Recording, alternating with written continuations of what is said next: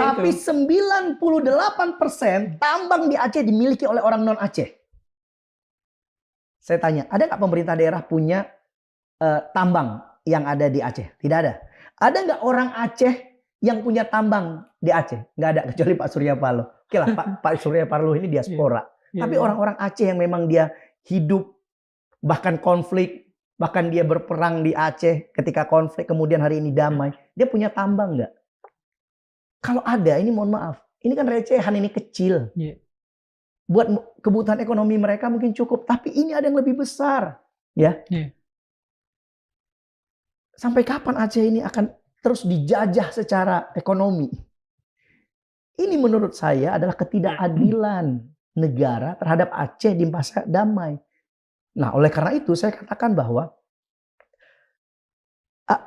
persoalan banjir kemarin ini bukan persoalan bencana biasa, tidak. Ini ada omission tadi, pembiaran dan kesalahan kebijakan yang sebenarnya membiarkan banjir itu terjadi.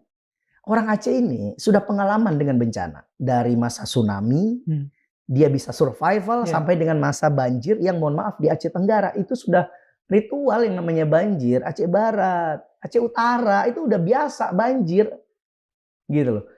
Artinya orang Aceh itu sudah tahu. Sudah terbiasa setiap bulan September sampai Desember. 10 tahun terakhir.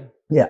Oke. Sudah, ya mungkin dari 10 tahun sudah terbiasa. Dari September, Agustus, September, masuk September sampai Desember ini kan ini kan musim hujan biasanya. Betul. Walaupun global warming tidak pasti kan.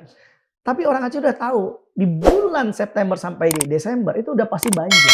Tapi celakanya izin selalu diberikan itu di awal tahun, tapi melakukan pemotongan selalu dilakukan di akhir tahun. Kenapa? Di Berber ini. Kenapa? Kenapa? Karena kayu di Aceh itu kayu unik dan kayu mahal. Kang tahu nggak? Kapal-kapal yang ada di Indonesia ini itu kan menggunakan kayu, ya, kapal-kapal nelayan dan sebagainya. Itu kan potensi kayu yang ada di hutan Aceh itu kan kayu-kayu yang semakin kena air, semakin direndam, semakin kuat. Nah, biaya yang murah untuk menurunkan kayu itu kalau menggunakan alat berat dan bulldozer dan sebagainya, itu kan terlalu mahal. Cara yang lebih murah bagaimana? Diturunkan melalui air. Jadi itu merupakan bagian skenario mereka juga.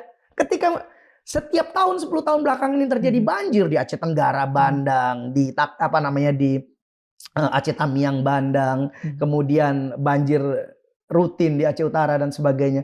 Itu kayu-kayu itu kan langsung turunnya